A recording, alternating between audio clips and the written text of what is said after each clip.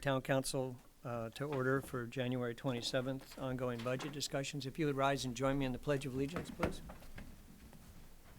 The Pledge of Allegiance to the flag of the United States of America and to the republic for which it stands, one nation, under God, indivisible, with liberty and justice for all.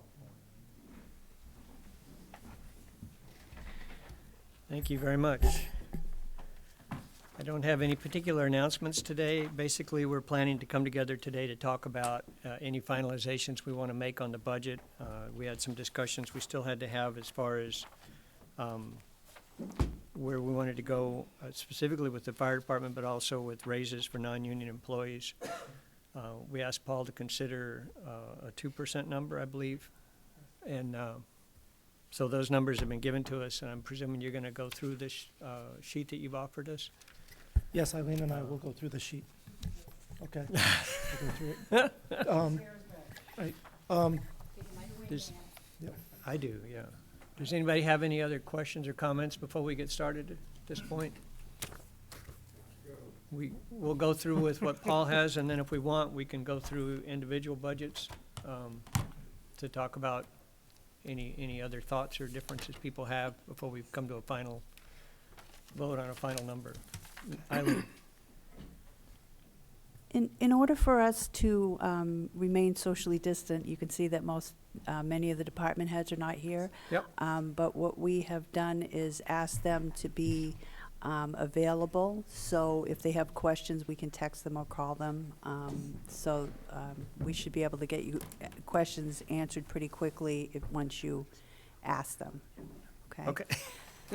So Not Paul, before you we should ask probably them? Come on. you should probably start with the cuts. Want to start with the cuts? Yes, please. Okay, we can do that. Council adjustments. The sheet that starts off with, sorry, the budget appropriation. I do. Actually, they already got that. We have them. Yes, Yeah. that's the one that was waiting for you. That was the file that was sent That you sent out yesterday. last night, and I printed it out for everybody. So what we looked at is we spent the better part of Friday, Monday, and Tuesday morning looking at potential adds and subtracts of the budget, and from what the council talked about during the budget meetings with the departments. So we have some non-union raises of an increase. 2% would be $82,427, and those would be sprinkled out throughout the whole budget. But for ease of presentation, we just put them into the general government portion of it. I have wage adjustments, various throughout the budget of about $25,000 from the time we started the preparing the budgets with staffing and things of that sort. So there would be about a $25,000 savings in wages throughout with ads and positions and people of that sort. We talked about potentially a time clock. I thought at this time that it was not prudent to move ahead with the time clock, so I withdrew the $13,828 from the time clock line of 01018334.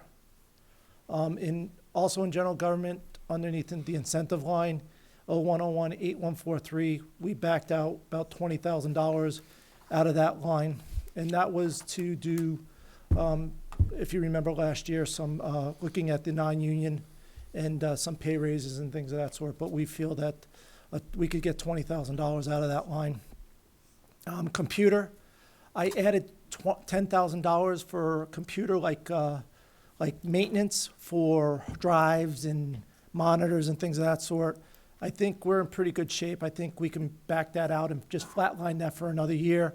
When the new IT guy starts, he can start looking at that and make a recommendation for next year's budget, but I felt the flatline that. Other outside services of $10,000. I bumped up the audit a couple of, like $3,000 to $4,000. We are going to be coming forward in the next month to the council and ask you to allow us to go back out to bid for an audit firm. The company that did it, Tom and I are not satisfied with them. Even though we got an unqualified opinion, we felt that they have not done justice on some of the audit stuff. We had to do a lot of work on it, and we shouldn't be answering easy questions and telling them that's part of, this is in this SAS or GAP or things of that sort. So we're looking to go back out, and I think we can save that $3,000 because I talked to a company that did it in the past, and they said they would hold their rate from a couple of years ago to get us back as a client. Comp absences, I looked at the numbers because of individuals and some of these position shifts, and there's about a $12,000 savings there. I'm going to skip over the revenue of the ambulance non-transports for the time being. Police education, we flatlined that budget for $49,000. They were asking for $5. We feel that by flatlining that budget, there's still ample money in that education line for the police chief to do what he needs to do. We talked about the conservation officer, and I believe Councilor Albert offered that up pretty early, and didn't see much pushback from the other councilors, so we took the conservation officer out of the budget. Not to say that we won't be looking at that over the next year, but I believe there's a lot more work that needs to be done with that position before it can be brought back and put in a budget. RMS, or records management support, of $35,000.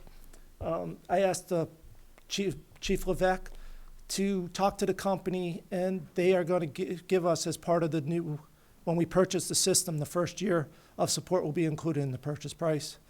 So basically, they're offering it to us for free for the support. So for the first year, as part of when we get it up and running. So that was a significant savings there.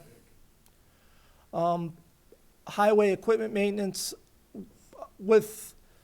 they still have a mix of old and new, but we feel that we can reduce that maintenance by $10,000 now that the trucks are inside. They're not getting as weathered.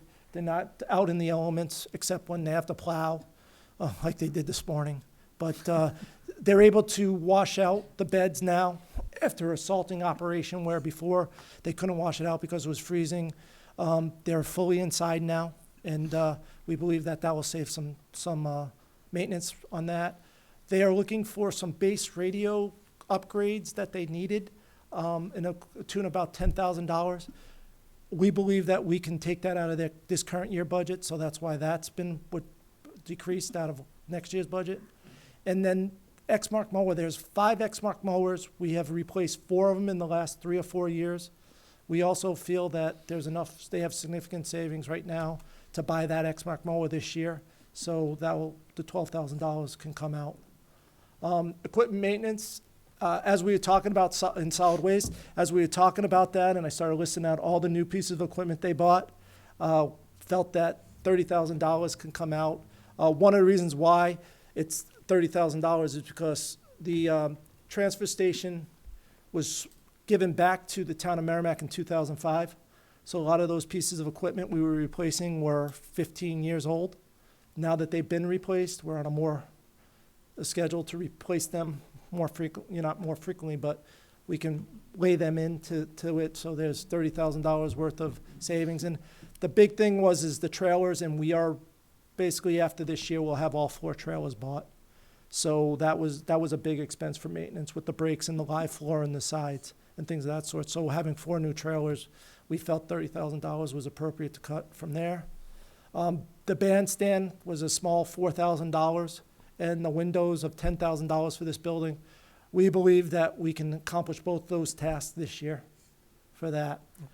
So the total adjustments come to $159,199 for general fund.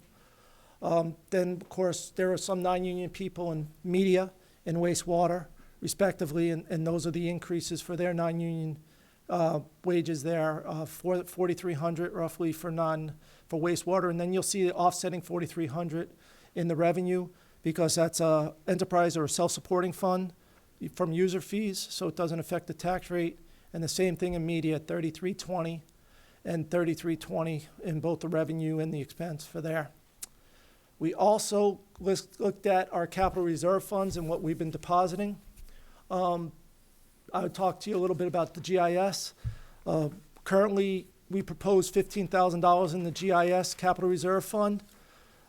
Talking through Councilor Woods when we talked about that with Councilor Woods, when we talked about how much was in there, we felt that we have sufficient funds in that capital reserve fund if we need to do another flyover. I believe there was about $120,000 in that capital reserve.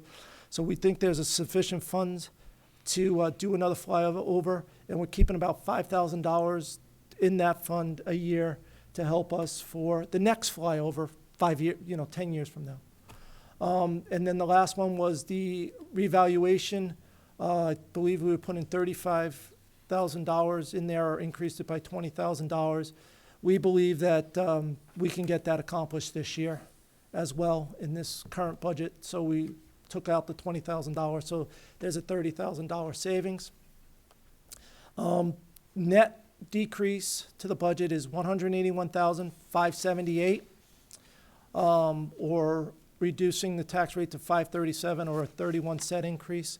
I do want to go back. I touched upon it briefly of the ambulance non-billing transports.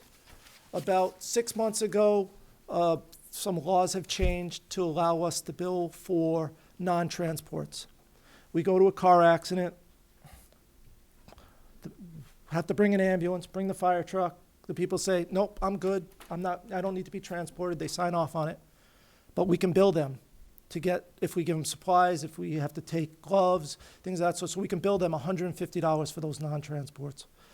Last year, we did about 688 non-transports. So times $150, it would have been about $103,000. However, because this is such a new program, I'm being very conservative with it and saying 30% collection on that money. And that's why I put $30,000 into the budget of additional money for non-transports. Once we start tracking these and see what they are. It's not just for accidents, but it's we go to somebody's house, they call the ambulance, we go to somebody's house, and no, I don't want to be transported by you. My father's taking me, or my husband's taking me, or my mother's going to take me to the hospital, but yet we still give them supplies. We might put an IV in, things of that sort, so we can at least recoup some of that. And it's billed to insurance companies and things of that sort, so we should be able to collect. Peter? So I guess I'm trying to wrap my head around this. I know that we've done transport fees. So if somebody, I get in a fender bender and we're not sure what the injuries are, and the ambulance gets toned out and they show up, and I have a cut and they slap a Band-Aid on me or something, my elbow gets a $150 bill to me, the taxpayer. And that's why I have Assistant Chief Brechtel to explain this further. With this, because he's been Nice, pretty white shirt. he's been doing these non-transports in another community, Yeah. and he's been billing, and he brought this to my attention. And I admire that we're looking for ways, but I'm also, there's a part of me that's like, whoa, I pay enough already, and so, and I do appreciate that, but there's kind of, I don't know, just to. And I understand that, but what we'd be doing in that case on an accident is we're billing the insurance company, and they pay the $150. As long, if the insurance company would pay him, I mean, Right, and that's why I'm only using 30% too, is because I figure that that's reasonable that we probably will get from insurance companies. so at I guess $30,000. I don't want to keep playing this out, but what do we do when somebody is indigent and doesn't have insurance? We actually, when they're indigent, like if we went and transport them anyways, they can file an abatement with the town, and we'll write that off. And there is rules, we send them through Pat Murphy and welfare if they're indigent, and she will review their claim, and she will push them through the welfare guidelines, and if they're not able to pay, we will write off that bill, and we write off bills. So we do write off ambulance bills for people who cannot pay. And actually, when we go through a billing agency, after the third time that they will bill a person with no response, they'll send it down to the town. Zenya Simpson in my office will send them a letter with the documentation saying that if you cannot afford to pay, please fill this form out. And then we send it, and we get them back. and we do it. We do that with several. It's not just indigent people. It's people, seniors, things of that sort. And we I look guess at everything. the way you said it at first, I'm envisioning someone, like the scenario I gave you, Mm. they go home and 2 weeks later, they get a bill from the fire department sitting with them, so this gets billed to their insurance company. Yes, it gets billed to their insurance company first. All right, Yes. thanks for clarifying. Barbara was next, actually, and then. Oh, great. This gives me some heartburn. Okay. I think there are two scenarios here. There's a scenario where the EMTs are called because there's an accident on the ET and the patient is unconscious, and so the ambulance is just called. It's out of their control. When it gets there and they want to ask, they're asked if you want to be transported, and they say no, I don't think they should be billed for that. If the people are calling from their home and requesting an ambulance, and then we go through the scenario where the patient refuses treatment or refuses transport, then that's a different story. But we should only be billing, if anything, maybe a little bit for labor and maybe for the supplies, but understand what happens with that. If for some reason the insurance fails to pay that, then the bill goes to the patient. If they miss those 3 times that you say and they don't get paid, that goes against their credit score. No, it doesn't. Okay, so how are you working that with the billing agency to make sure that it doesn't? The billing agency does not do collections. What the billing agency does is it sends it to the town of Merrimack. The town of Merrimack then sends out letters stating that please contact us, and if you don't contact us, we're going to take you to small claims court. You see, I have, But No. hold No. on, I know you have. No. And it's not just for that person that we get called out on an accident and then they don't provide any service. If we roll up in an ambulance and we don't provide any service at all, we're not going to bill them $150 for a non-transport. It's only if we provide services that we will bill them when they tell us they don't want it to be transported. Paul, let's let Sean Sean, okay. answer. Yes.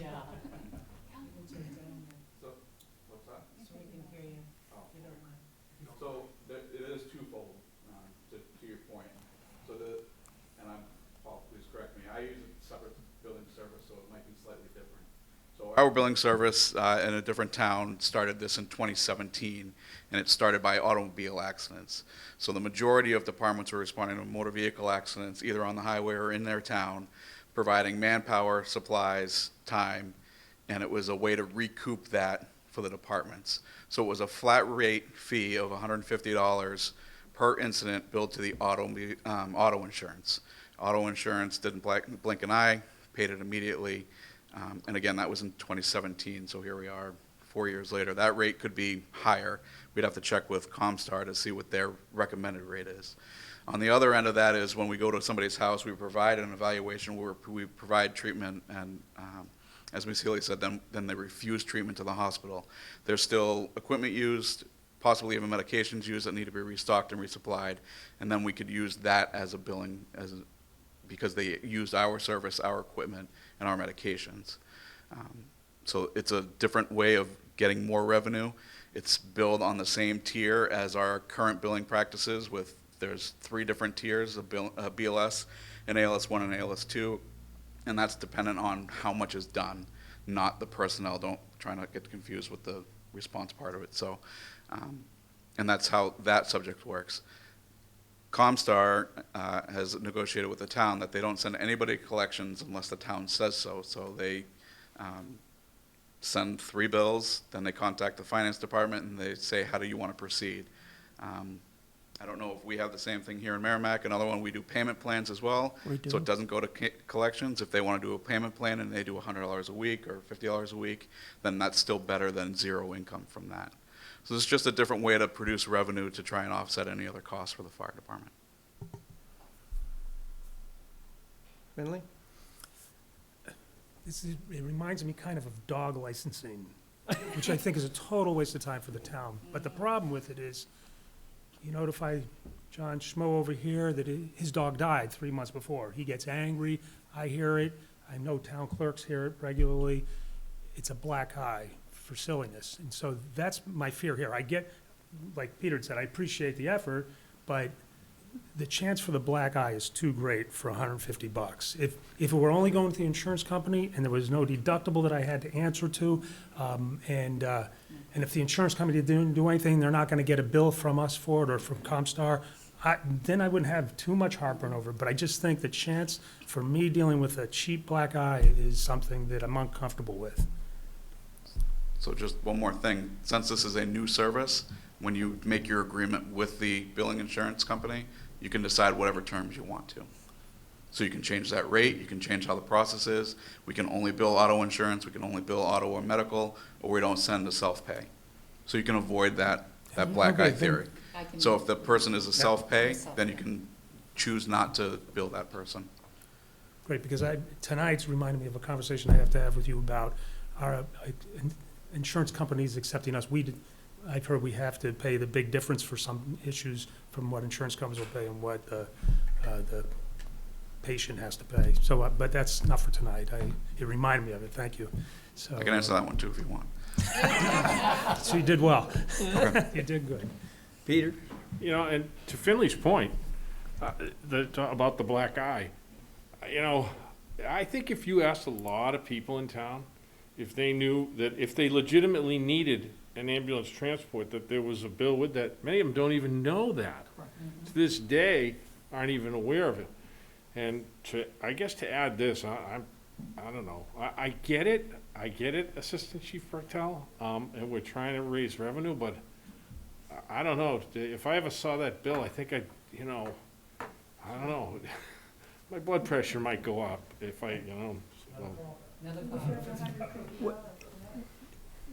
And, I said, will you charge $150 for that? For your blood pressure going up, for checking it? No, if I had a heart attack, I'm talking about this situation. No, I'm talking about your blood pressure. Oh, my blood pressure, then you guys would need the ambulance and you're right, it'd have to. But, you know, so rather than, it sounds like the council's opposed to this, so in a general sense, we can review it again as a policy during the rest of the year. But for tonight, I think you've kind of spoken collectively, rather than beating a dead horse. And so you've taken out the entire amount that was added in Well- for that amount, or did you just reduce the amount? This is additional to the ambulance revenue, so this would Okay. be an additional So you 30. zeroed out that And if I can that zeroed. concept. Okay, Barbara? Is there a way to do it so that the patient never sees a bill? Never gets a bill for co-pays and deductibles, never sees anything? If you can do that, then I can get behind it. But it has to be invisible to the patient. Eileen? What I suggest is that this requires more discussion and those kinds of things. I think there's a lot of things to think about it, moving parts, and it's not necessarily something we have to do or initiate this year, or even, you know, I mean, you could do it at any council meeting and have a thorough discussion of it. I think that you're right, that there are some real pros and cons to it that we have to look at, so, I personally would be in favor of just letting it go. Goodbye. Also, revenues do not get voted on in April. We have to come back every year in September. It will give us 8 more months to look at this and bring it forward to the council at that time. We will try to answer all those other questions. I'm sure I heard them. I'm sure. Assistant Chief Bertel heard them too. So we will look into that and, you know, try to answer all those questions that we had. Tom, just one more. Yeah, Peter? And I like the fact that people are thinking of different ways to try and approach this issue. And I would say this to the fire department, I appreciate that you guys are trying to do this. It's just this kind of concern as you've heard. And I think this is the process, but I truly appreciate we're continuing to try and think of other ways to offset costs and so forth. So, I mean, in the spirit of what I've said tonight, that's where that comes from, so.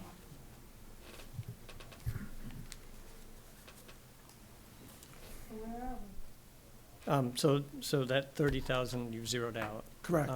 We collect, when you speak of ambulance fees, pardon? No, I mean, we charge everybody in their taxes to pay for a fire department, emergency medical and all that. And we have 3 ambulances and we have staff that's EMP trained and everything like that. And all that's coming out of our taxes. And then we bill back for an ambulance service. And as you alluded to, a lot of people don't realize the amount of that bill. And I can raise my hand as one of them because I just got billed $600+ for an ambulance trip, which kind of surprised me. And the insurance company's not covering all of that. So it's always a shocker when you paid for the service to be there. And so we're collecting, what, $900,000 in ambulance fees? That is correct. That's From what the- we're estimating revenues is $900,000. At $600+ a pop? There's Visits or there's something like different, that? there's different levels. What we do is we do Medicare plus 50%. So every year Medicare rates get set. And then we do 50% over Medicare rates. So to cover time, wear and tear on the ambulance, things of that sort. So that's what we do. We do 50% over Medicare rates. Some ambulance companies like, I won't say where, but they're 200% over Medicare rates. Private ambulances are 200% over Medicare rates, and things of that sort. And but if you're on Medicare, and we get the only contractual billing we have is with Medicare.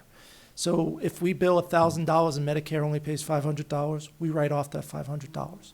So those patients, it's by law, we can't balance bill. And then there's some other insurance companies that want us to be on a contract with them, and it's not beneficial to the town because they try to set the rate, and it isn't even Medicare rates.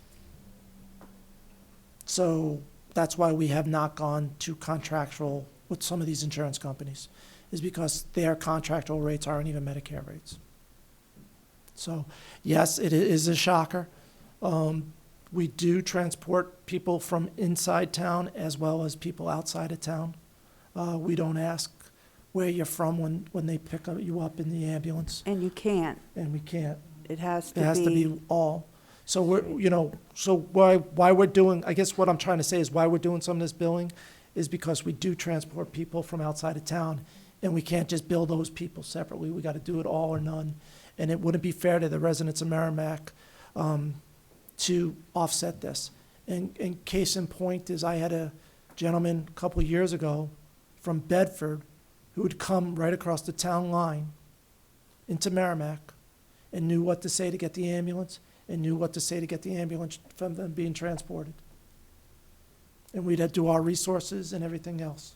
And he'd do it, and he was doing it not just in Merrimack. He'd go to Litchfield, he'd go to Londonderry, he'd go to Bedford, he'd go to Amherst, and we'd use all the services around here. And what he was trying to do was he had to pay his rent that month, or he had to pay a bill that month. And that's how he was trying to get around it. So, because his insurance company would pay him direct. So that is why we bill, is because it's not fair to the town of Merrimack to be supporting these people who don't live in Merrimack that we transport as well. Eileen?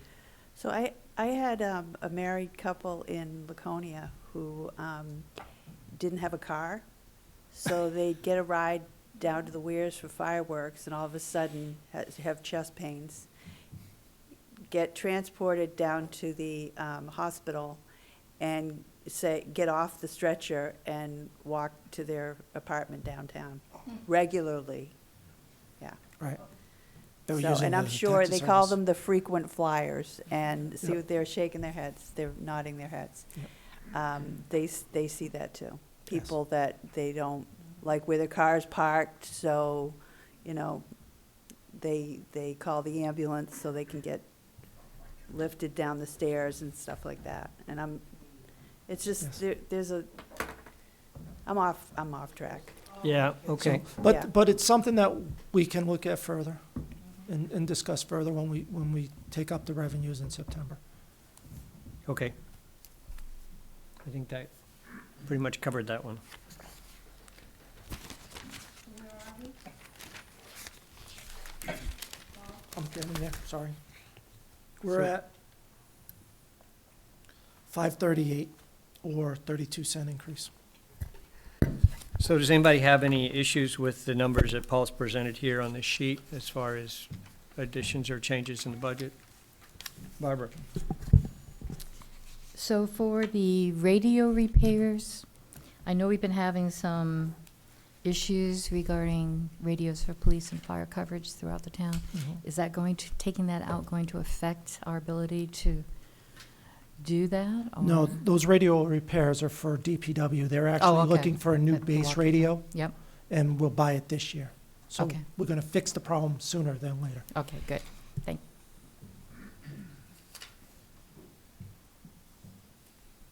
Anybody else with questions on this list? Paul, did this cover all the various things? Were there some things at the waterfront and stuff like that that you were thinking we could make out of this year's budget instead of next year's, or did we decide we can't do that? Eileen? Those were, when we get into the use of fund balance, we had to come up with $607,000 worth of projects that corresponded with the amount that we were using to reduce the tax rate, and those were part of that. So basically, the docks and things are being paid for out of the use of fund balance. So if you took them out, you'd have to take them out of revenue as well. Okay, I thought there were a couple of other things that we had talked about that Yeah, you And- were and saying, it- like the Exmark mower. Yeah, and you're exactly right.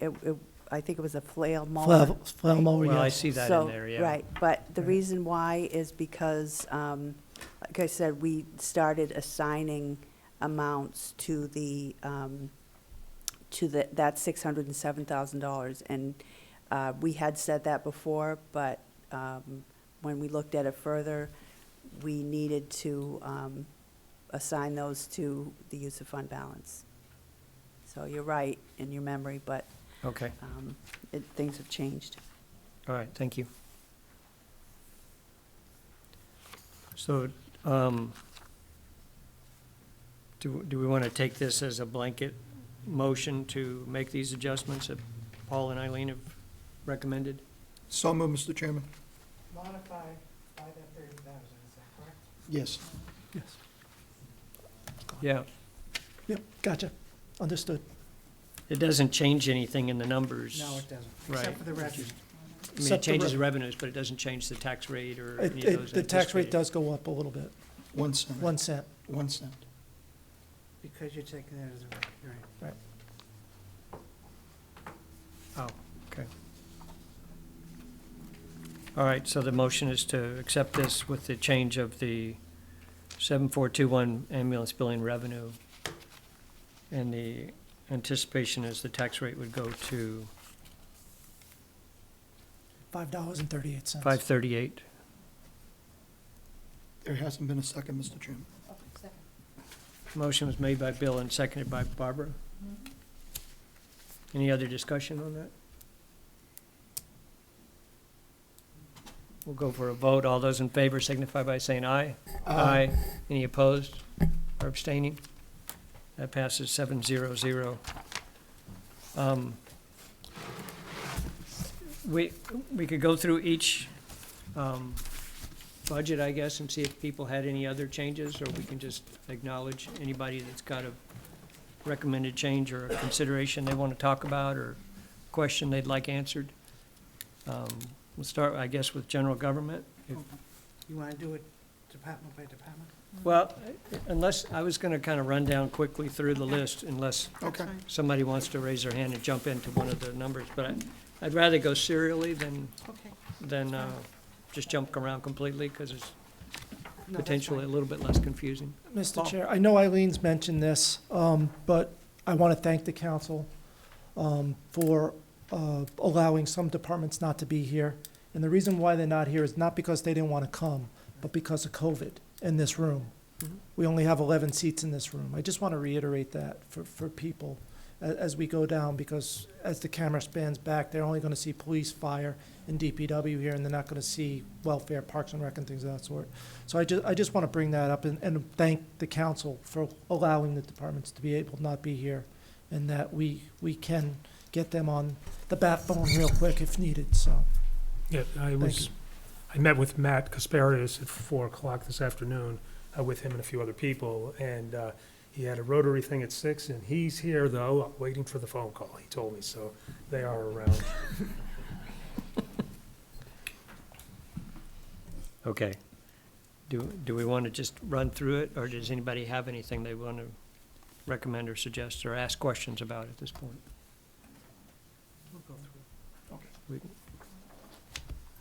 We'll go through them one at a time, just so we can say we covered everything. General government?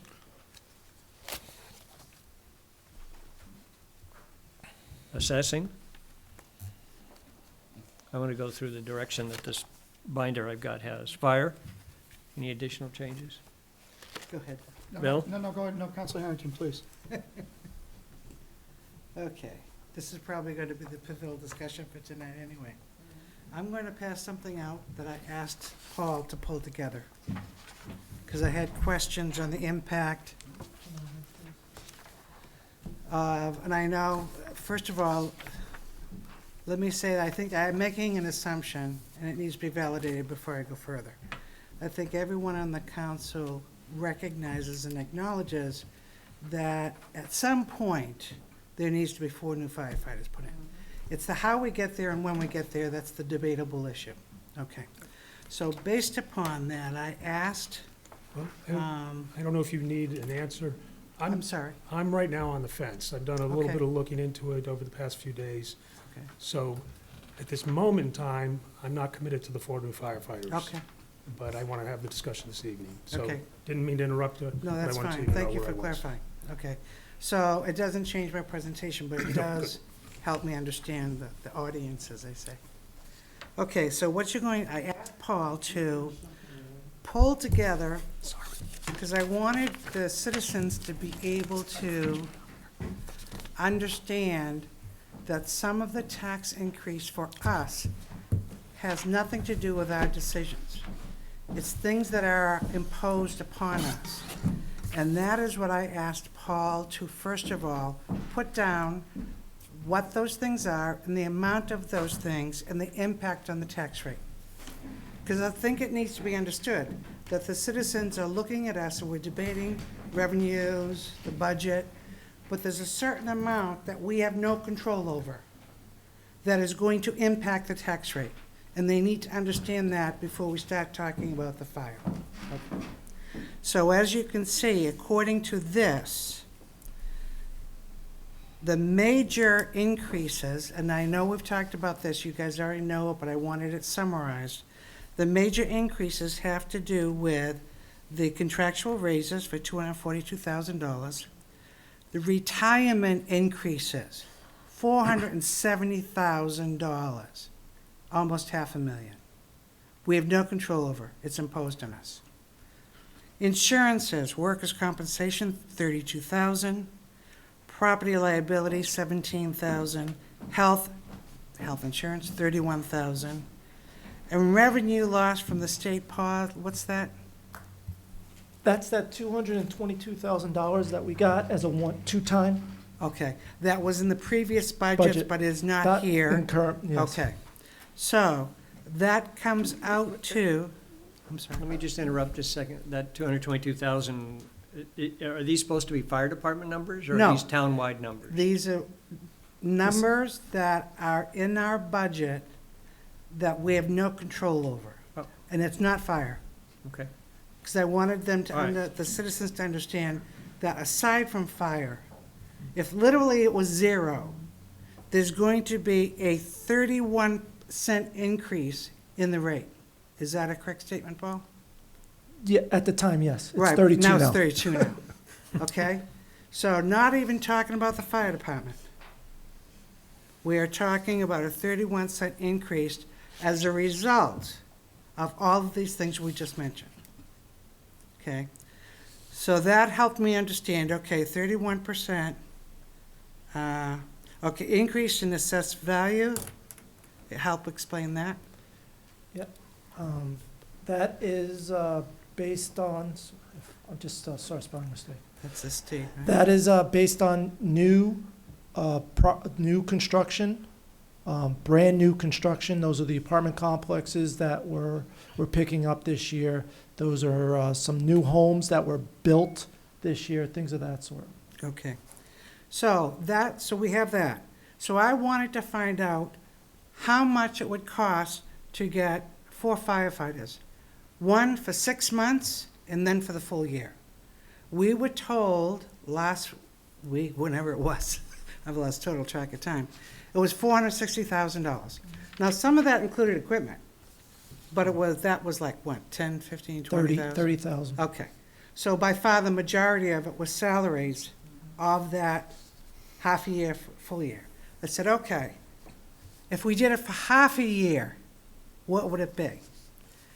Oh, by the way, count the overtime that you're gonna have to pay for the 6 months because we have to maintain the 9 we have. Correct. So if we take the full amount, take out the equipment, take out the overtime that we're gonna have to end up paying, the difference is $160,000, which is 4 cents on the tax rate. So the difference between 4 firefighters for 6 months versus a whole year is 4 cents on the tax rate. Okay?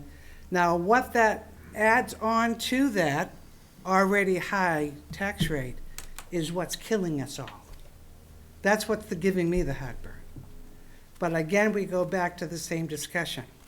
You know, if in fact, if most of us agree that 4 firefighters are going to be necessary, even if it's only half a year, my argument is 4 cents difference in the tax rate for a full year, to me, it's worth it.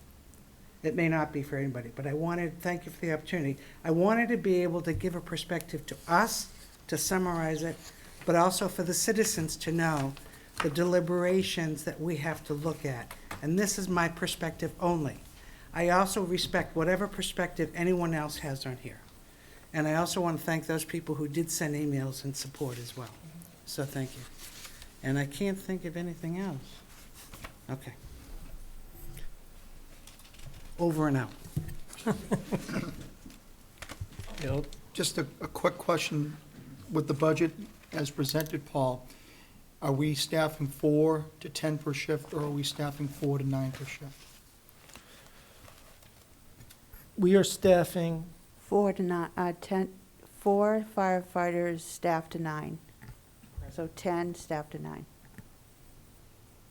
Okay, thank you. Did that answer your question? Yep. I didn't understand the answer, but I'm not sure I understood the question either. So 4 additional firefighters means there's an additional 10, but they're only staffing 9 on a given shift. So that the extra person gives flexibility to the department in case somebody calls out, there's another firefighter that can fill in to fulfill that 9, as opposed to doing a requirement of having 10 per shift. Yes, yes. So, I don't know if we want to get our sheet out there. This one? Maybe not. I Okay. think it's too confusing. So, you have, if you add a firefighter, you have you've paid for 10 firefighters to work 24 hours a day, 365 days a year. There are vacations and holidays, sick time, et cetera. And when 2 people call out sick, so that there's only 8, we would only fill 1. If nobody calls in sick, there'll be 10. If 1 calls in sick, then we wouldn't replace that person. So there'll always be, and again, this isn't a new policy that we're negotiating here for the union contracts. I'm just saying that that is what we budgeted for. So we don't, we will, some days you'll, and we also have an ambulance attendant, 365 days a year, from 8 a.m. until midnight. So some days you'll have 11 people until midnight, and some days you'll have 10 till midnight. Okay, Is that clearer? Yes. yes. Peter? So, Paul, I guess I'm looking for the final number then. Going forward, if we go forward, starting July 1st with 4 firefighters, that alleviates the need for the overtime. Not all of it, of course. I mean, you're gonna have to have some. But how much of that overtime now are we taking out of what was in there last year? So we took out roughly $90,000 of overtime in the budget already. Okay. So this 31 cents is for 4 firefighters starting July 1st, Yep. going forward. So that overtime number is already taken out. So when we looked at the budget from one year to the next, so it was about $90,000 that we took out in overtime. Yeah, so that's what I proposed in my budget, was So the overtime is $90,000 less than what it was less than last it was this current year that we're in, Okay. yeah. Now, is there wiggle room in there to, no? I mean, that's a fact, that's the question I'm asking. What I'm saying to you, though, seriously, we have scoured and scoured. We've looked at this way, that way. We've talked to the chiefs. We've gone around and around every way that we can to try and figure something out. And it's very difficult to do. But basically what Paul did was did a certain percentage based on vacation days that people use, how many they have available for them, sick time, how much they have used over, collectively over a period of time. So it's not all their sick time, it's like a certain thing. So it's like, it's very, there's a very strict method that we use. We didn't just like put a number in there so that, that was kind of a target. It was more like, there's a logic to it. And if you'd like Paul to explain that, we're happy to do it. But we did scour that overtime to look at what we could do, and we found nothing more. And I guess part of my concern is, is that next year, budget time, it's gonna be, geez, we need that 90,000 back. And people can say that all they want. They're saying it now, and you can say yes or no. Okay, I'm just looking, can we get a guarantee that won't happen? I mean, No. I get it, you got a major disaster or something, things that happen that, this council has always stepped up with the assistance of the town manager and the finance director to help out in those times of need. And the But- answer, I don't mean to no, interrupt go you, ahead. but the answer is no. The public safety will always ask for what they consider they need, and they believe right now, today, that they need the 10 at 24 hours a day. I did not put it in my budget. Yeah. They will propose it again next year because nothing will have changed. Okay, So- so we're talking overtime here, I'm not talking about the manning of the 10 firefighters, I'm talking about the, I don't know what they'll propose next year as far as, but they can propose all they want, okay, It's all right. All just right, like thank- anybody, Kyle can ask for 20 people if he wanted, but you don't have to add them. Thought I'd pick on Kyle tonight. It's too Since he's quiet over here. there. Thank you. I'll give you a big no right there. Finley? All right, I can appreciate the numbers that have been requested and the logic behind it, everything that's been presented to me. But what I did was I received a number of emails like everybody, I'm sure did.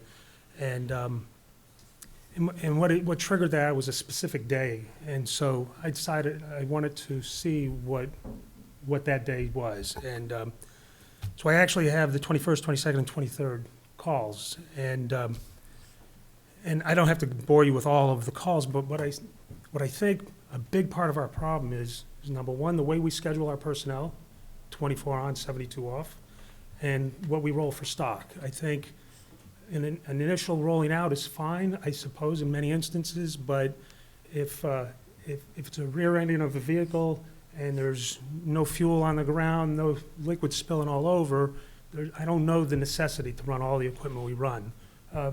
Likewise, falling on your deck, I just don't know that we should do that. I think that causes a lot of our conflict that I see in the calls that rang out on that. At one point on the 22nd, the big call came in at 7:44, and they ran 3 engines and an ambulance, and 4 police were there. And that, on the surface, that made sense pretty much right out of the gate. But after the scene was assessed, I don't know if everything that was no longer necessary was immediately sent back. I'm just not sure. That was a big one. And then we had a couple medical calls. An hour later, we had a medical call. An hour after that, we had another medical call. And then we had an untimely death, I guess. At that one, we had 2 engines and an ambulance and 5 police. 5 police, that definitely makes sense, or a number of them anyhow. But I don't, all the engines and everything, I'm just not sure. I'm not sold on that. So I really think if we look deeply into that, there's something that might allay some of these jammed up calls where we have another call coming in on top and it's created a problem for us. But I think the big problem in that was that one of the correspondence I had was that the new shift had come in. The motor vehicle accident came at 7:44, so that's a current shift that's going on, and the new crew is coming in. So there shouldn't have been a manpower problem, but the comment was that those people should be able to go home after their shift. But when you become a first responder, that's what you do. It's, and so, that complaint was just unfortunate, and I don't think necessary. So I'm not, I'm just me, but I think in scheduling, for me to add 4 firefighters, I have to have a commitment that we're going to change our schedule from 24, 72 to 12 and 12, 10s and 14s, whatever might fit for scheduling purposes. But right now, without a commitment to that change in scheduling, I can't support 4 firefighters. And again, I think we have to, learn the calls and how the apparatus is responding and how that might be adjusted in order to not have everybody tied up at a single call when we need them all of a sudden again for another. And the calls, it's not an all-day problem for sure. You just don't know when it's going to happen. But I think with those changes, I think that things might be a little bit better off.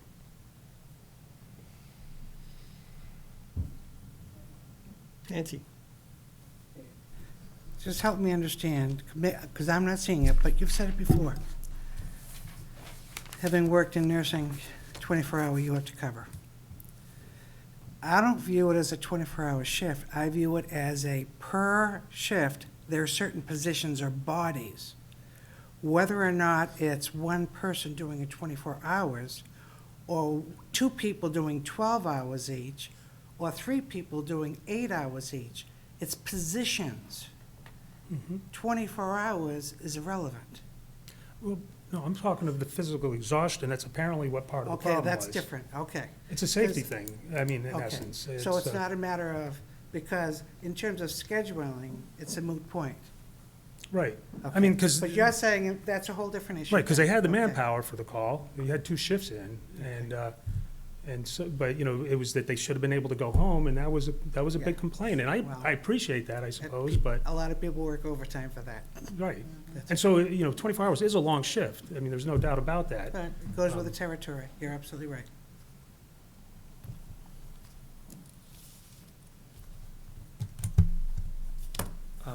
Anybody else have any comments? Bill, did you want to say something about fire, or a different subject? Different subject. Okay.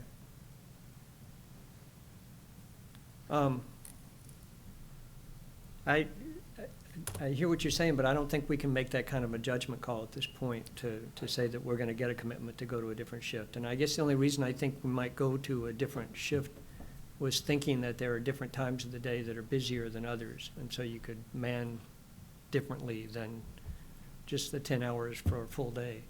That's what it's always bothered me in trying to understand the fire department shifts, because you end up manning for 24 hours, that, if there's nothing going on between 2 and 3 in the morning, why do we need 10 people there? Or if historically there's never calls or not, reduced amounts of calls at that time, then you don't need that large a staff. But maybe at 5 in the evening, you do need larger staffs or something like that. And I've always wondered if you were truly balancing out your staffing, and it sounds like you're arguing the same kind of thing. But I don't know that we can make that kind of a judgment here. Eileen? So I think actually he's saying something different. The reason why you have 10 people on or a certain number of people on at all times is because of the big fire. So there are things to do, there's activities, there's all kinds of things that could happen, but if a disaster happens, you have people in the station. And that's basically why the fire service years ago took on the ambulance function, because they needed to have a certain number of people in the station in case some disaster happens. That's what they're there for. So, but what Finley's saying is with the 24-hour shifts, that that normally, like the DPW, they could stay, working 8 hours, they could stay after their shift and work overtime rather than working 3 or 4 hours overtime rather than calling in another shift. So because they're exhausted because they've worked 24 hours in a row. So that's kind of what right, Finley? So that's kind of what he's saying. So it's a little bit, I think it's a little bit different than what you're saying. Okay. Peter? You know, these are all great questions, all great topics, and I think that, you know, what happens is a department head comes to us for a significant increase, like 4 firefighters, or it could be whatever department comes for, and I think it's only then, at budget time, that we do this deep dive and we start asking questions. I think that this line of conversation needs to go on after this budget year, going forward, to say, because there's going to be, you know, 4 years down the road, is the fire department going to be back for 4 more firefighters? And that the council, whoever's sitting on the council at the time, needs to have a good, better understanding of that, and to ask those questions before we get to the 23rd hour. You know, so, and that's what I've learned through this process. And you know, and so I think a lot of good questions have been raised, and a good education for us, and a deep look at, are there ways to change, you know, are there ways to split up the overtime, things like that. Maybe, you know, contractually, maybe the unions have to look if they are also concerned about some of these issues, and come to the table and change some of these things themselves too. So, so I think that, I mean, we're in the 23rd hour, and I think going forward, there's a lot of great questions here that we all need to know about, and some, you know, so, thank you. Lon? Yeah, I'm trying my best not to lose sight of where we are in terms of the question and the concern and the dialogue over the last 3 or 4 weeks have been, what? 4 firefighters? And I want to give Eileen and Paul and Chief Duke and his crew a lot of credit.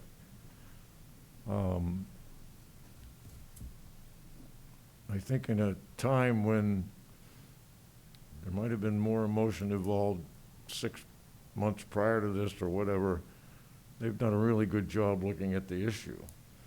And I think tonight's presentation with the overall budget says to this counselor, they've taken all of that into effect, or into their mind, and they found the money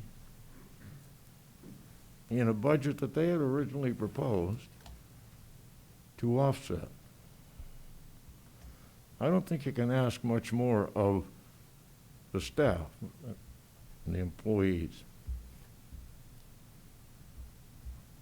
I really appreciate you having Paul extrapolate these numbers for me, Nancy.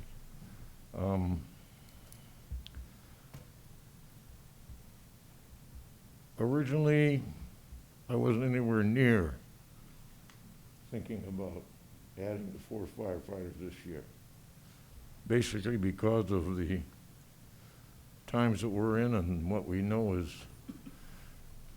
not sunny times coming. But I'm all set with them tonight. Thank you. Thanks. I know you guys went very carefully through things like the overtime, but are we basically saying that the overtime is underfunded at this point? I am not. I mean, in the current year or last year's budgets, was overtime underfunded so that we're adding $460,000 worth of manpower, but, or 410 or 20 if you take out the cost of equipment, and yet we're only taking back 90,000 at time and a half. Mhm. And it seems like, you know, we're only taking back one person and we're adding 4. It just doesn't seem to add up. It's, the only way I can make that work in my mind, sitting here right this second, is to say that we've grossly underfunded in the last couple of years. And we just have to continue to properly make up for that. Am I missing something? He's welcome to. I don't think that we should have the fire department talk about being grossly underfunded, because, okay. So, I'm not gonna tell you what you should do. I think it's a mathematical thing that I don't know if you're prepared to talk about that, Paul. I could talk about it. I can talk about it. It's,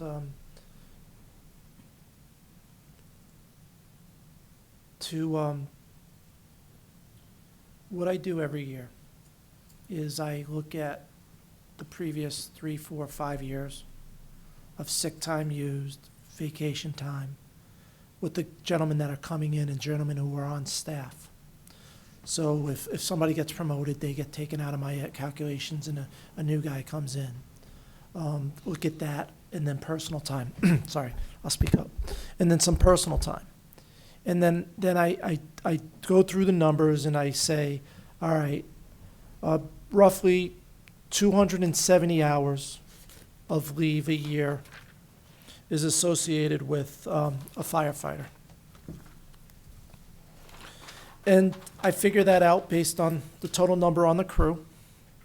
And I come up with a number of a gross number of 100% funding for 100% of the vacation hours.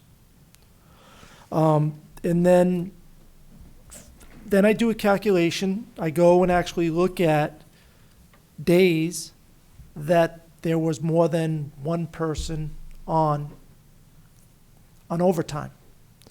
And that happens about between 15 and 17 times a month on average that they're on over. So there's 2 people on overtime. So that's about 50, give or take 57% of the time that somebody has to fill an overtime, 2 people are on overtime. So I take my gross number and I multiply it by the 57, and then I come up with a number for what I believe is shift coverage. And then we multiply that by the rate going forward. Now, putting some numbers to it is that we have 7,578 total hours eligible for leave is what I calculated. I multiply that by 57%, comes to 4,319 hours for station coverage. You'll see that in your budget. 4,319 hours for station coverage. That's how I come up with the station coverage. Been doing that calculation now for about 3 or 4 years. We've been pretty close in the last, with the overtime as it comes forward for station coverage. So I feel comfortable with the number that's in the budget this year for overtime in the 21-22 budget that's being presented. Last year, we did something a little different with overtime.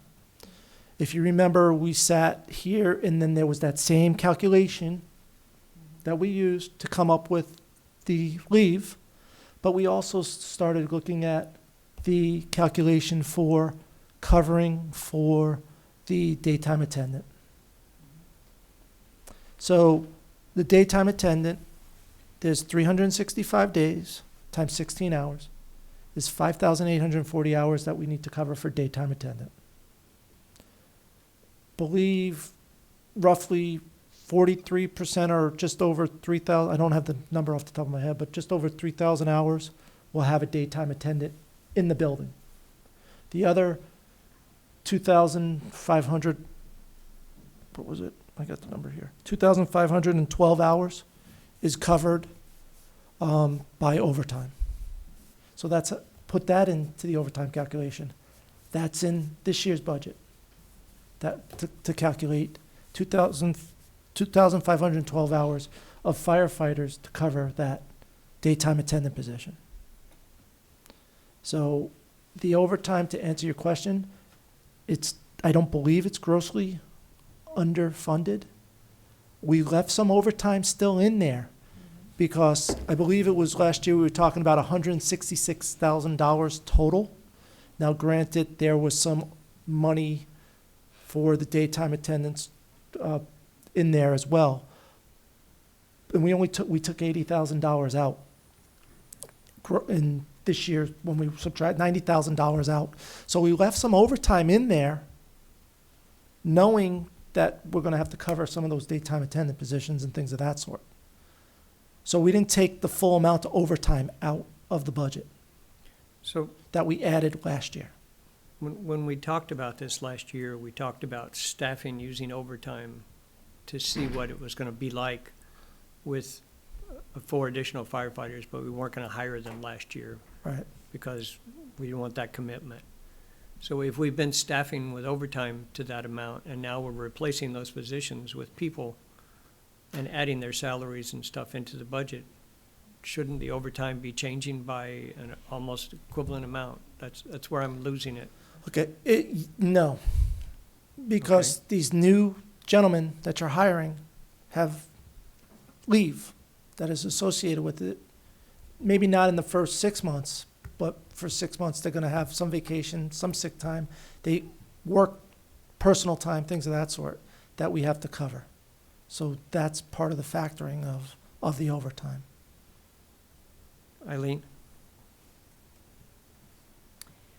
So what you have different this year than you had last year was you always staffed to 9 plus 1 ambulance attendant.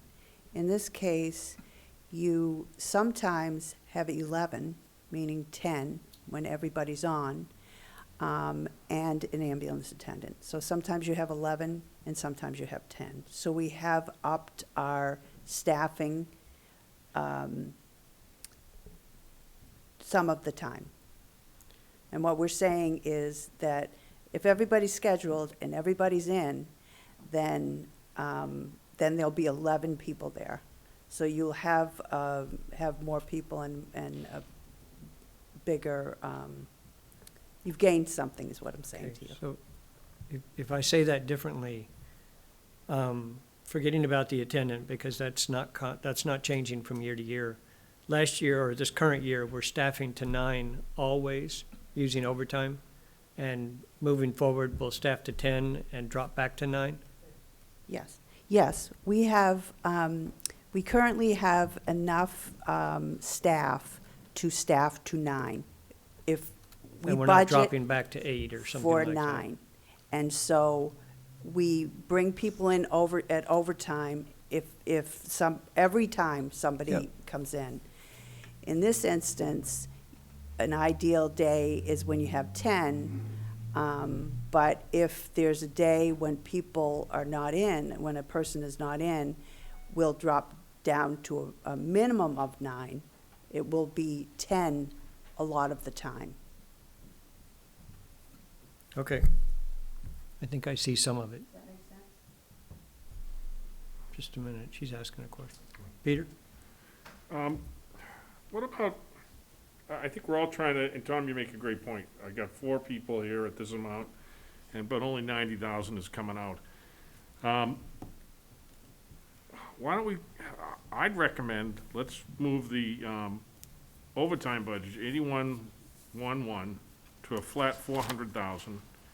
And the other overtime line, 8105, to a flat, 220. And there's 30,000 that I think what we lost when we were doing that first, yeah.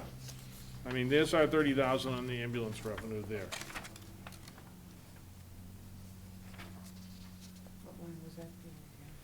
It's on the fire department, 8111. That's the overtime other. And then in the overtime supervisory,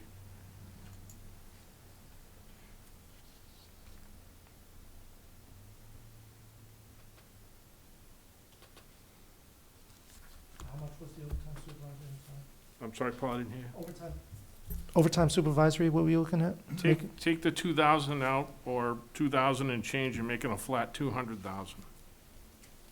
It's currently at Or 222. 220,000.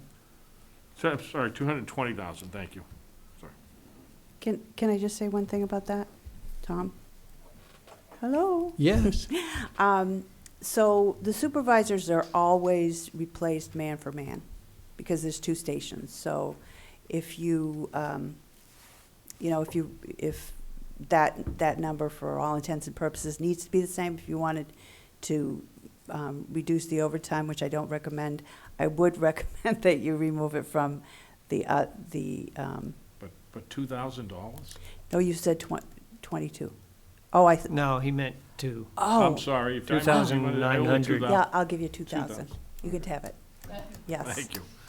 I mean, that gets us the 30,000 that we lost in that item. If you flatline 8111 and 8105, I get $31,021. Right. I'm So just I saying, mean, that's what I get for math. I'm talking math, that's. But I guess what I'm saying is based on what?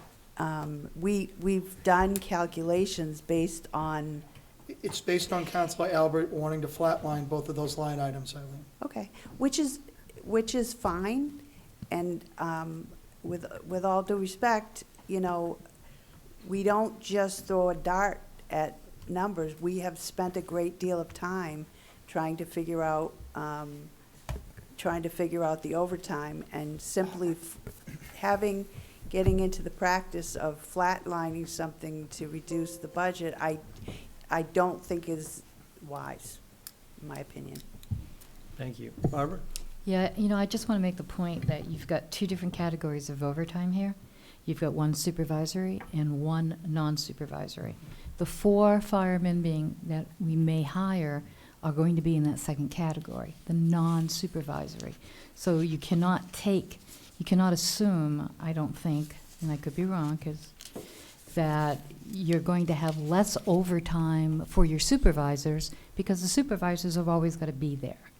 So if you're going to change any number, the only one you can really change is the overtime other, because that is the general cadre of firefighters. Does that make sense? I think, okay, and I don't know exactly, but I think that can be spared, the $2,911 that I'm suggesting being taken out of the supervisory overtime line. Well, I would be interested in knowing what the actuals are for this year, because they added a couple of $1,000s over last year's budget. So I think it really is dependent on what the actuals may look like. We can't have actuals until the end of the year, so, no, we We're only- don't. We're No. only halfway through the year. Yeah, so we can't really know. But it's based on historical usage of time over a period of time.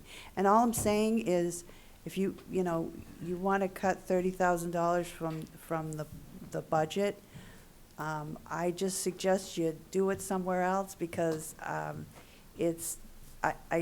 don't like the idea of simply lopping off numbers, lopping off something and telling people to live with it once it's been already, calculated to the nth degree. So if you wanted to cut something else out of the budget that you don't think is necessary, obviously you can do whatever you want, but I just don't think it's a good policy to do that.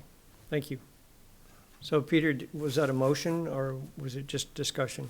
Yeah, and, you know, I guess I would love to see the numbers.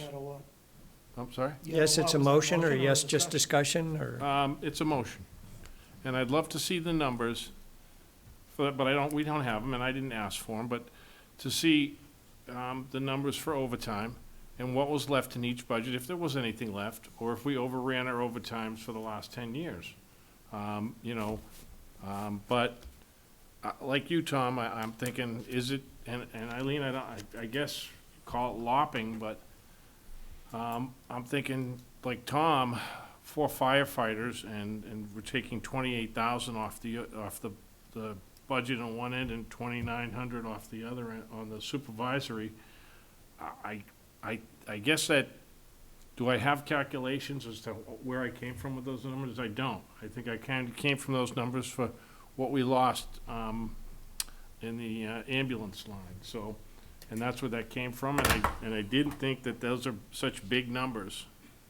So, yeah, it's a motion. So your motion is what?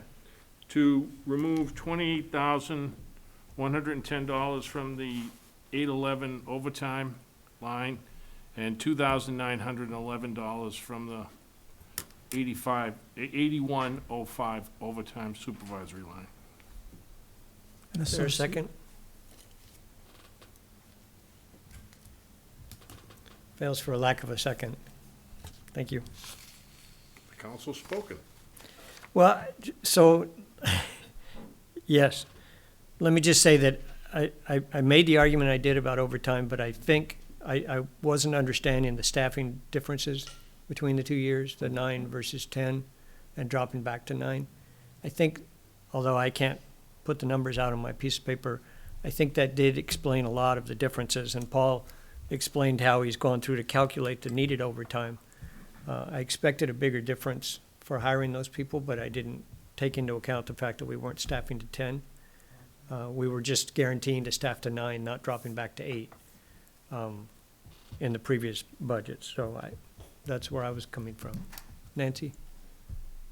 Do I need to make a motion about the firefighters, or just? No, because they're currently in the It's already budget. in the things, all right.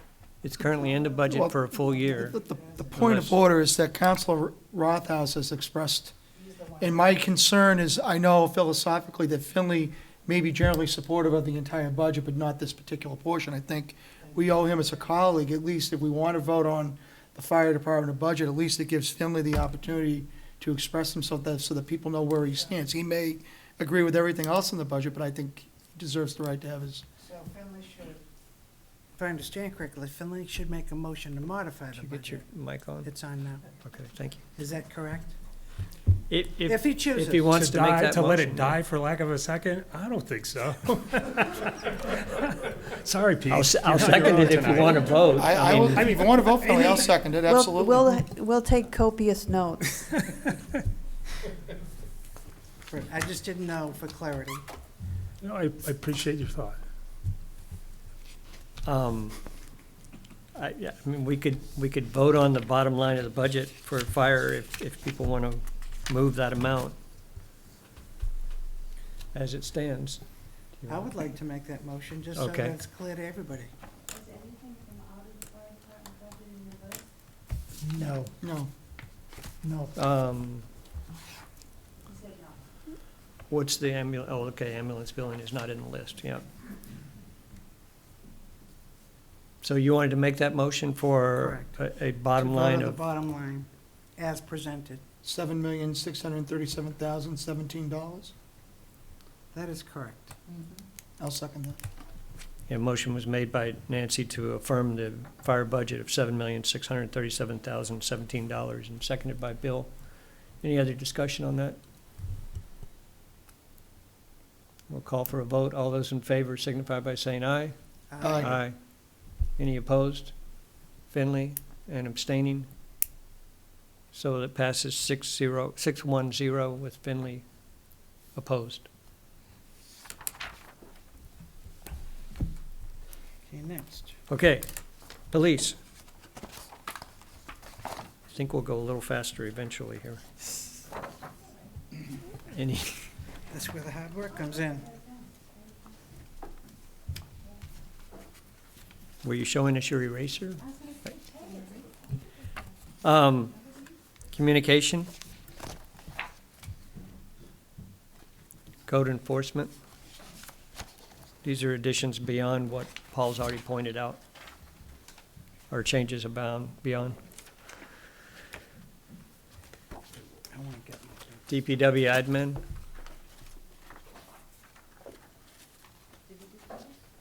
Pardon? Did you have something? You want to go back? No, if I'm going too fast, just yell at me. I usually think that's happening. Highway?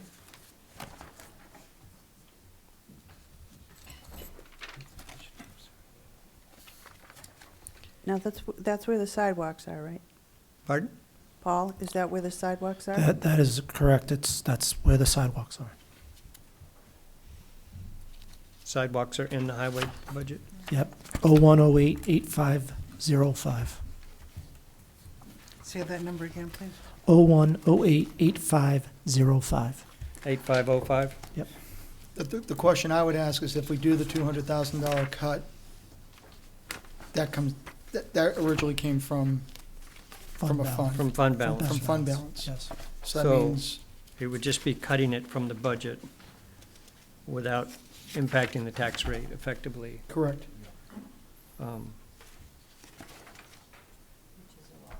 Correct. I agree. Is that what I wanted to say? Yes, you were correct.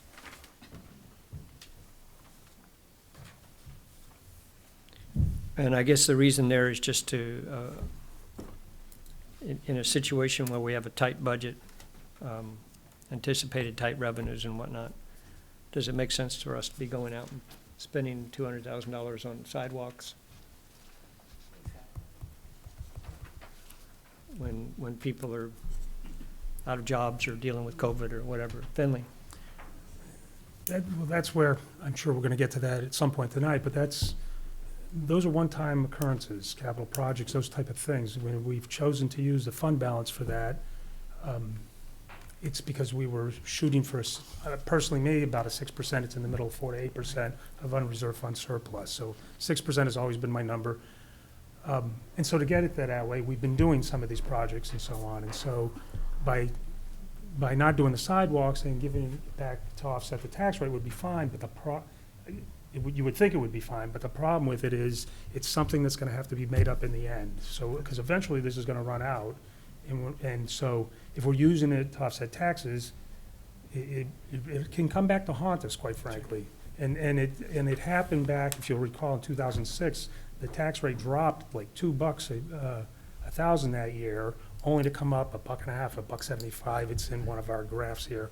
And that creates the craziness of a tax rate that drives people crazy, especially those people who are escrowing their property taxes, and all of a sudden you get a bill saying you owe us $700 to get even or whatever. And so that's why the discussion to be taking actual money out of the budget to have built a sidewalk from our budget would be one discussion. This one, where it's not changing the tax rate, I think it's a hazard to do it the other way. I think To use the fund balance, you mean? to use it even more greatly than we have to offset the tax rate. We have a lot of money that we're using to offset the tax rate, and I think to add on to that, only to go next year or a couple years out and not have that money to do that anymore, is gonna create that spike that we try to avoid, that I try to avoid, and I think we all do. May I respond to? May I? Yeah. I totally agree with you, and the reason I want to respond is I've had the similar concern. We've gotten used to, because we had the luxury of it, because we were up to 10%. Right. We had the luxury, and I think we've had discussions about where's that soft spot, and it's like 6% we talked about. So I don't have concern this year, but I do think that from here on, in fact, if you look at the handouts that we received, all of those, it's blacked out, so that next year, we're not even gonna plan on it. But also in terms of to offset the taxes, you're right, we have to be careful with that as well, from here on out. Yep. So this year, I don't have a concern, but I'm right with you all the way on future. Agree that we should blank out, don't plan on anything for next year's budget, but also to critically look at the tax thing as well. Not blanking it out, but gradually decreasing that, so we become less dependent on it. So I agree with you totally, Finley. Barbara? Yeah, and I just want to make the point that we have $950,000 that are being used to offset the tax bill, correct? Do I have that number right? Approximately 942, Okay. Oh, I'll just look at the memo. yeah. So, yeah, we are using money to defray a lot of the line items in the budget to make sure that we keep that tax rate as low as we possibly can. So, you know, I understand about the fund balance. Somehow it doesn't always appear logical to me. But as long as we don't spend it, it's still in the fund balance. And so don't bring any sidewalks next year. I'm right, yeah. And that's exactly, we are going to have to be. Yeah. Yes, absolutely. I thought I was tagging you in to do the budget. I thought I was gonna tag you in to do the budget next year. A short time. She's on the phone call. If you look desperate enough, she will. So I'm not gonna be watching you either. I agree with what you're saying, Finley, that we don't necessarily want to take it from the general fund and use it to offset taxes if we don't build a sidewalk. My only thought at this point is, does it make sense to just not plan on building the sidewalks and leave it in the general fund for another year for potential reduction down the road? When or if things do go more sour as far as the economy is concerned. That's a plus. I would agree with I think that's. Yeah, I would too. So, Take it out. Leave it in. leave it in the general fund at this point. Just, it would give us, you know, a fraction of % more in there that could then be used in further. I mean, this chart goes out to the 2024, 2025 year and shows us continuing to use, you know, a reduced amount to offset taxes. Nobody has a crystal ball on how much we're gonna have for overages or any of that kind of stuff. So, it would just leave us a little bit higher in the, you know, upper 6 to 7% range for another year, giving us a little more buffer for, should things fall apart on us. I agree. That's a good idea. Yes. So I guess I would then ask for a motion to reduce, or to take the 200,000 out of the 8505. Seconded. Moved by Lon and seconded by Bill. Does anybody want to talk to that? I just want to go on record concur, oh, Go ahead. go ahead, no, go ahead. I'm No, sorry. I mean, you were second, so I should have recognized you first. No, I concur with the conversation that Nancy and Finley had about keeping the tax rate as stable as possible. 'Cause 2006, I mean, I can speak with confidence. The following year, my wife and I, when we got you know, the bank was looking for an additional, I think it was like $500 in escrow because of that. And I'm sorry, that's real money for a lot of people that rely on escrow so that they budget out, you know, their expenses for their household. So I agree with it. So, anyway, thank you. A salient point, thank you. Finley? I was actually just wondering, what sidewalk was this for? Was this for the, It's for I something wanna that call we it would Greek Hill. define. I No, just don't Greek like Hill's that. already, sorry. that's in the current? That's we're doing that now. That's what That's I in the thought. I current just year wanted to- budget. This Very was good. for a plan that we were gonna come back with Yep. 5 projects and you could choose Nope, from. I'm good. Nelson's gonna be dramatic. I, bring it. Eileen? May I also suggest that as part of your motion to say that we will reduce the amount of fund balance to reduce the tax rate by $200,000 as well? Even Say- though it's not a revenue? Could you say So that instead again? of $1,850,000, we will use $1,650,000 and cut out the $200,000 from the expenditure budget. so we're I clear. concur. Right, Right. okay. I just Is want that- to make sure. All right, that's- I'm a little slower than my colleagues. I did not follow that to the end, I'm sorry. Okay, so what we have in the budget to reduce the tax rate, the total amount to reduce the tax rate is $1,850,000. That's the So- total reduction to the unreserved balance, Oh, I'm sorry. Unreserved, fund balance. $1,850,000 of fund balance to use to reduce the tax rate. What I'm saying, what I'm adding is that Tom suggested that, and people seem to concur, that you want to reduce the expenditure or remove that expenditure line. And I'm saying, please also reduce the revenue line, which is the amount, which I call it a revenue, amount to be used to reduce the tax rate. So, to change that from $1,850,000 down to $1,650,000. Reflecting the 200,000. $200,000 that you won't be using on the sidewalks. You with me, Finley? I thought it would go the opposite way, so I'm probably not then. What I'm looking at is total reduction to the fund, to fund the unreserved fund balance. No, No, I have, honest to God, I have it right. So, Yeah. So I trust you. That's what Yes. they told me about See? 40 years ago when I held my head up and joined the Army. what, Trust what, me. Finley, honestly, what Eileen is saying is what you said before, that you want to take it out of, if we take the project out, we got to take the money out of we got to put the money back to unreserved fund balance. Okay. What she's saying is the same thing what you're saying, but only in financial terms All right. of revenues and expenditures. She's a short Generally timer, and I'm accepted- supposed to trust Generally her accepted now. accounting practices. Finley, you always trust me. I do trust Because you. I always, I appreciate that. And she hasn't sent you to the military camp yet. No. If there's no other comments on that, we'll make it clear to the note taker. All those in favor signify by saying aye. Aye. Any opposed or abstaining? That passes 700.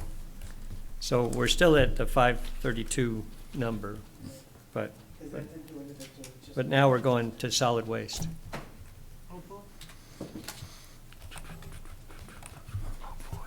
Or Parks and Rec. Library.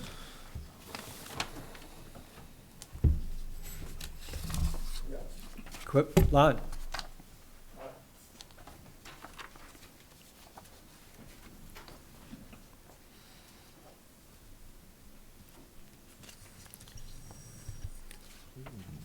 Library, I think we can only make a bottom line adjustment. Correct. Okay. If I were to suggest we remove the carpeting from the budget, am I in the wrong pew again in terms of it being capital reserve or it being new expenses just in this budget? And I know it's picayune, but it's there. What number are we talking? What number are we talking about? As soon as I find the library budget again, I'll tell you.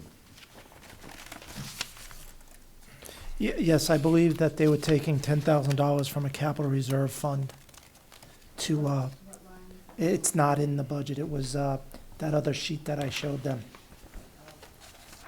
It was on the other sheet when I showed the expenditures. Then I respectfully withdraw the. Okay. Thank you. Equipment maintenance? I don't know how we could cut anything there. Building and grounds? We've already got two things that we've taken out of there, out of 8502. Community development? Town clerk, tax collector?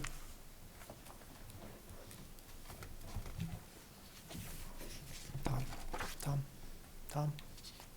Barbara? Yeah, they had requested a part-time clerk. Paul and I talked about this a little bit, but they Could you- do have some empty or open positions that need to be hired. Can we make sure that we hire those 3 full-time positions first before we bring on a part-timer? We are actually right now looking at interviewing for full-time first and then the part-timer. We're trying to fill that full-time position, then we'll bring in the full part-timer after it. Because until you get the 3 open positions filled, you really can't do a thorough assessment on Right. Right, workflow and need. yeah, right now, we only have one full-time position vacant Okay. in that office, and we're trying to fill that position as Okay. quickly as possible. I think I heard 3 while the presentation was going The- on. the- maybe. we have 3 people now. We're only filling 1, Okay. yes. I think there were some outages due to COVID or some other illnesses or something that, so we were missing people. And Yes. this budget doesn't start till July 1st, so plenty of. Okay. Welfare? Am I reading these correctly? I think I Yes, you am. are. Debt service? Wastewater? Fees anyway. Media?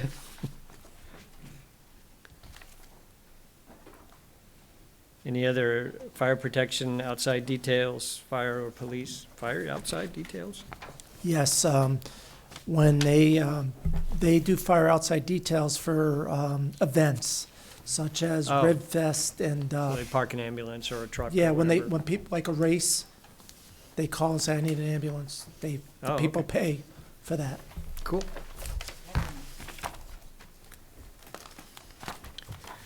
Police, and then I guess miscellaneous or day camp? That's self-supporting. Yeah. Any other thoughts or adjustments at this point? Seeing none, Paul, do you want to tell us What's the damage? where we're at? Right now, what the number for the appropriation on the warrant would be $36,994,495. $36,994,495. That would show on the warrant and in the warrant article as budget for appropriations. And the final municipal tax rate? would be Final municipal tax rate is estimated to be $5.38. 38 cents.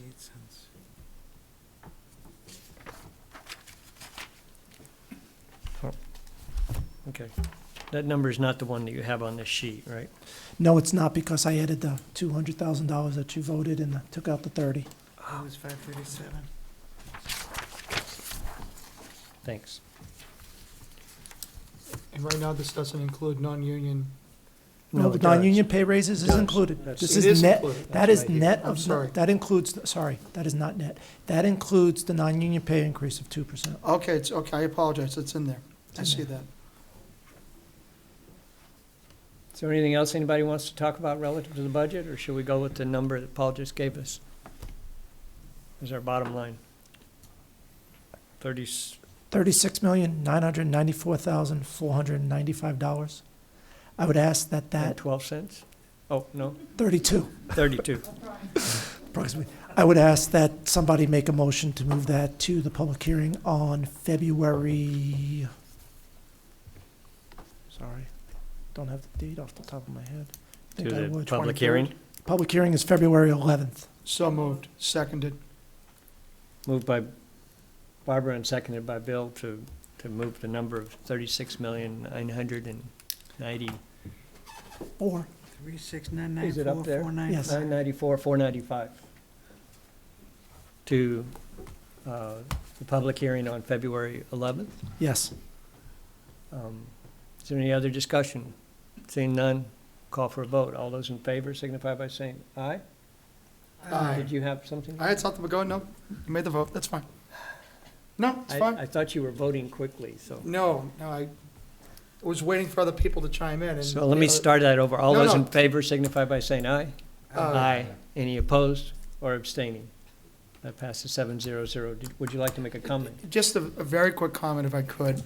Since I joined the council in 2011, and Paul talked about it in the handout, we've seen a tax rate that's gone from $4.71 to $5.49 per thousand. And for me, like, everybody I think has a particular number. For me, the threshold has always been $5.50 per thousand. I think, for me, anything over $5.50 per thousand, people in the community tend to get a little bit of concerned or sticker shock. All of that being said, and what we asked for Eileen and Paul to do, and for us to deliberate and vote on, we have a really responsible budget in my eyes that I think addresses a lot of the concerns that we've talked about over the last couple of months, what the department heads have shared with us.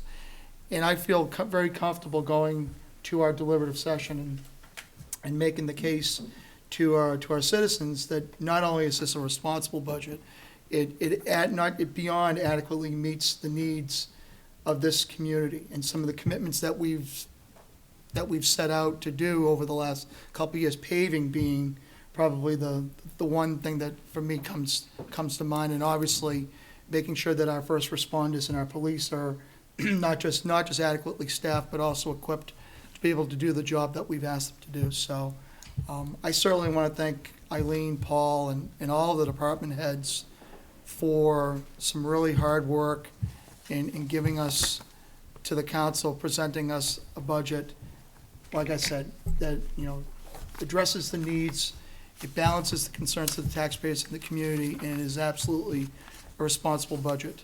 And I look forward to articulating that in the near future. So thank you to Eileen, Paul, and the department heads for a lot of good work, a lot of hard work. So thank you very much. I appreciate it. Thank you, Mr. Chairman. Thanks. Any other comments or thoughts, Nancy? Silly question. We were supposed to adjourn tomorrow at 6:30 for budget. Do we still have to do that now that we've had this meeting, or do we just do the town council meeting at 7? We're just doing the town council meeting Okay. at 7. All I'm saying. you're We looking didn't at me have like I- anything scheduled, We had it at 6:30 at one point, didn't we? not, Okay. not in my book. My bad then.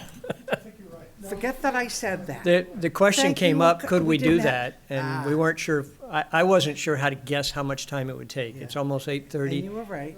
That's why we did tonight. Right, I just wanted to clarify, so thank you. okay. So it was discussed.